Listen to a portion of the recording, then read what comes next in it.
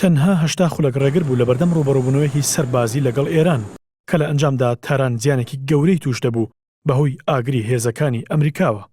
ئەو هێرشە ئاسمانیەی ئەمریکا کە قاسم سولەیمانی سەرکردەی فەیلقی قودسی کردە ئامانج زۆر سەخت بوو بۆ تاران بە جۆرێک باس لە چەندین سیناریۆی وەڵامدانەوە دەکرا.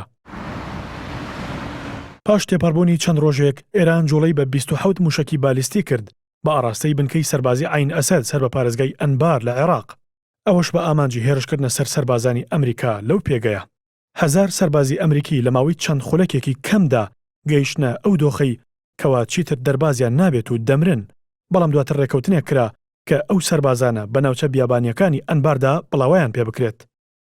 ژەنەرال فرانک ماکێنزی فەرماندەی ناوەندی ئەمریکا شێوازی جوڵەکردن و بڵاوپێکردنی ئەو سەربازانەی بە شێوەیەکی ڕێکوپێک دیاری کرد لە کاتێکدا ئێرانیەکان لە ڕێگەی مانگی دەستکردی بازرگانیەوە چاودێری ئەو بنکە سەربازیان دەکرد.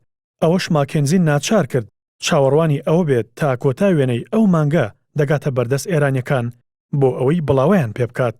ئێران چاودێری هێزەکانی ئەمریکای کرد، بەڵام ئۆپەراسیۆنی جوڵەکردنی ئەو جێگایی نەبینی. 2016 موشکی لە 3 ناوچەی جیاوازەوە تەقاند. 11 لەو موشکانە گەیشتنە پێگە سەربازیەکە، بەڵام 5 دانیان ڕێگاکەیان لێون بوو ئاگرێک کەوتەوە کە لە شوێنی خۆحەشاردانی ئەو هێزانە کەوتە خوارەوە و بەهۆیەوە 100 سەرباز بریندار بوون.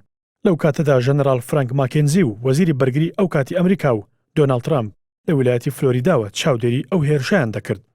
ژەنەرال فرانک ماکێنزی فەرماندەی ناوەندی ئەمریکا لەسەر ئەو هێرشە دەڵێت ئەگەر هێزەکانیان بەو شێوازە جوڵیان پێ نەکرایە ئەوە ڕوبەڕووی جەنگێک دەبوونەوە لەگەڵ ئێران، چونکە هێرشەکەی ئێران کوژراوی لێ دەکەوتەوە و ئەوەش زەنگی جەنگی لێ دەدا.